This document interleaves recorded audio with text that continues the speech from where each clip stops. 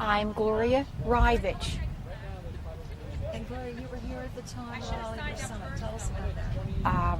My husband was the president of Chamber of Commerce. He got a phone call and needed help with security. And then we started to get phone calls of people who needed a place to sleep. We housed a Japanese reporter from Washington. And it went on then with the major event, mainly at the White House, cleaning the house, getting things ready. And of course, that was the excitement of our turning point of life, that this all happened with the summit. And my husband was very involved, instrumental in getting a lot of things together. A gentleman from New York called our store, because my family's been in business here for many years, Levy, Lamppost, Yes. the men's clothings and Yes. families. And somebody from New York Citizens Exchange Corps wanted to think we could get some money for Hollybush Spirit from the government and go to Russia. Well, they could not do that, but McCall's magazine said they would select 10 women. We would write a diary, and they interviewed at my home, and we had 10 cross-section of people. And some of the people from this community decided to go on their own, Dr. Neff and wife, Ashby, who's not living now, my husband. And we went from there on, after the wonderful summit, to Russia for 21 days. We were the first Americans to go down the Volga River, actually. So we carry a lot of spirit from here, which the claim to fame was when I got home. We did TV, radio work. I showed our slides. And I said, I went as a housewife. Russia doesn't know what housewives are. So I came back home and went into Glassboro College and said, I now know I need a degree. I had only started at Temple, but I said, now I can't be the housewife anymore. So And what were the dates of the trip to Russia? right after the summit, like 2 months later.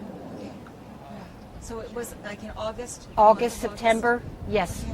yes. You went for 21 days. 21 days, and I had 2 little girls home, but families and everybody popped in and said, we'll be fine, my mom and dad and relatives here. Now this was all women at first? It was 10 women McCall's magazine said they would send to write a diary, and then the additional people who went were on their own. So we had many meetings here in Glassboro before we went in order to prepare for the trip. We were pulled out of our trip because Dr. Neff had a picture of Hollybush to give to Kosygin. We did not get to see him, however, we did see Nikita. We were given the red carpet treatment. I had a suite of rooms at in Moscow at the hotel. And they met with us, just the Glassboro people, and we gave all of our tokens and pictures to whoever dignitaries there were, to carry our spirit and good feeling and peace. Wonderful. Now, did any Russian citizens come back here that year or the following year, or do you know? I don't know.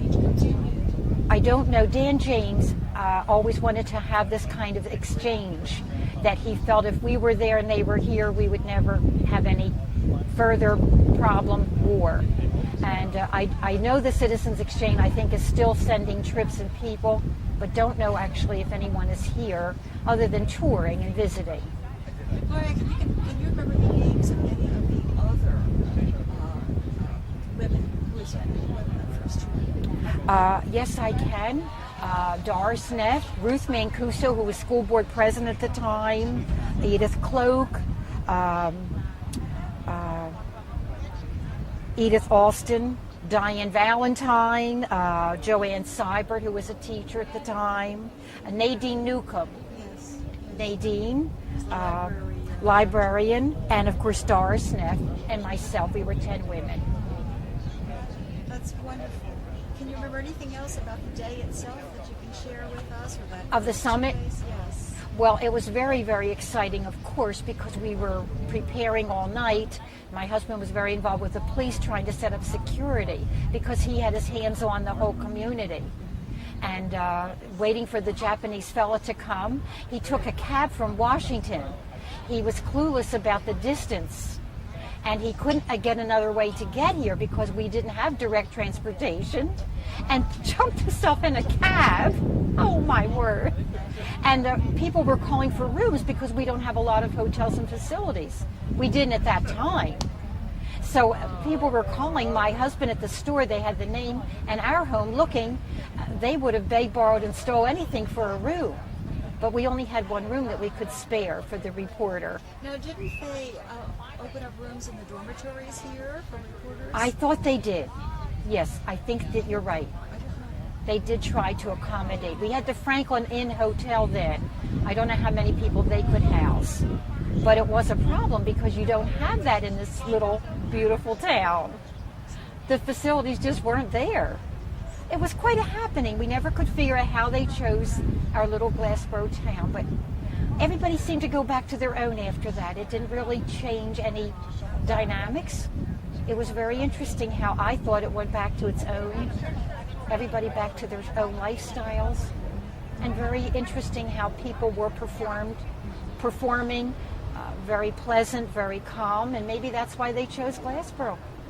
No rebel rousing, no carrying on. I was right up in the front of the holly bush, standing right there. It was very exciting watching the helicopters come over. Where did they land? On the Right bus? on that field, yeah. On the Von Yes.